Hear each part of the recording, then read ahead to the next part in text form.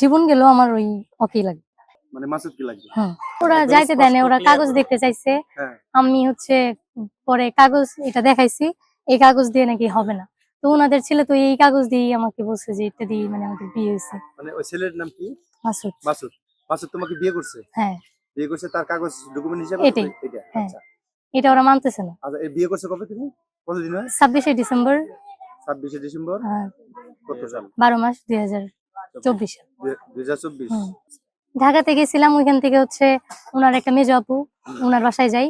তো ওনারা হচ্ছে ভালোভাবে বুঝাই দেন, বলেন যে আমাদের ছোট মানে ভাই একটাই, মানে পরিবারের সবচেয়ে ছোট, তো সবারই অনেক আশা যে অনুষ্ঠান করে বিয়ে করবে। তো ওরও এক্সাম সামনে, আমারও এক্সাম, তো তোমরা দুজনেই বাসায় যাও। বাসায় যাওয়ার পর হচ্ছে আমরা ঈদের মধ্যে বাড়ি যাবো, যা হচ্ছে বাবার সাথে কথা বলবো, কথা বলে রাজি করা হচ্ছে তোমাকে বাড়ি থেকে নিয়ে আসবো। তো আমাকে ডেট দিয়েছে হচ্ছে 27-28 তারিখ, এর মধ্যে যাবে আমাদের বাসায়। এই যে ঈদের মার্চের, হ্যাঁ 27-28 তারিখ।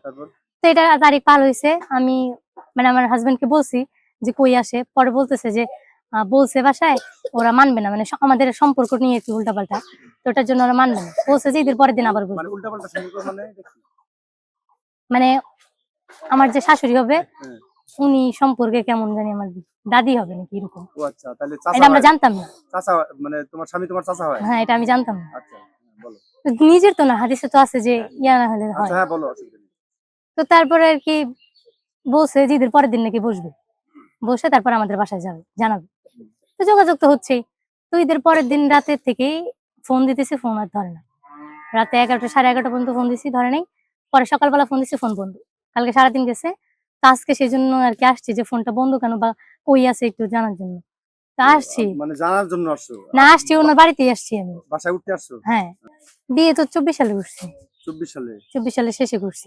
তুমি বাড়ি গিয়ে তোমার বাবা আছে না মামা আছে না কে আছে তাদেরকে সাথে নিয়ে, তুমি তো আর কেউ না জানলে তুমি তো জানো যে আমার কোথায় বিয়ে পড়াইলো, কোথায় কাজী।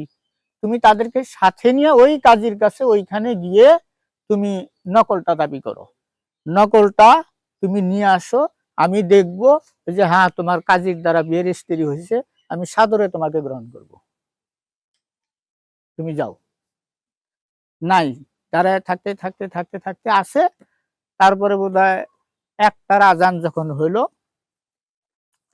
ও এর মধ্যে আবার এই আমরা লোকজন আসি এইখানে, চট করে আবার ওর আরেকজন মহিলা এসে ওইখানে বসছে বেঞ্চিতে, মুখ ঢাকা।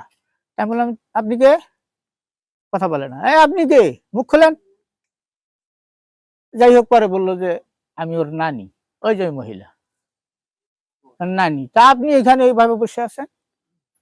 তো যাক, সরাই দিলাম। সরাই দেওয়ার পরে চলে গেল। তারপরে দেখি যে আবার ওই ইমরানের বাড়ি থেকে বাইর হইলো। পরে মেয়েকে অনেক বুঝানোর পরে মেয়ে চলে গেল। আমার ছোট ভাই যদি বিয়ে শাদী করে থাকে সেটা ডকুমেন্টস নিয়ে আসো, তোমার কোনো গার্জিয়ান লেভেল বাবা হোক মামা হোক চাচা যারা, তাদেরকে পাঠাও। পাঠালে সেটা একটা সুস্থ সমাধান হবে। আর যদি সেটাও না হয়, যদি তোমার সাথে কোনো অকারেন্স ঘটনা যে সামাজিক ভাবে যেটা তার যে মানে অপরাধী তার সাজা হওয়া দরকার সেটাই হবে। আমি এই কথাই বলছি, আমি এর স্যার বেশি কিছু বলতে পারবো না। আমি আমার শুরুতে যেটা বলছি এখন ওইটাই ওকে, আমার প্রস্তাব এইটাই যে ওর বাড়ির যাক, যে ওনার ফ্যামিলি, ওর বাবা আছে, আর বাবা না হলো ওর মামারা আছে, যাই থাক গার্জিয়ান লেভেলে সেটা মানে আলোচনা করে যে সুস্থ সমাধান হবে সেটা এখানে মেম্বার আছে। আসলে এখানে একটা ঘটনা হয়েছে একটা মেয়ে নিয়ে, মাসুদ নাকি মাসুদের বাসায় আসছে। আসলে আমি ঘটনাটা এখন শুনি নেই, শুনে তারপর দুই গার্জেনের সাথে গল্প করে তারপর বিষয়টা ফয়সালা দেওয়ার জন্য চেষ্টা করবো।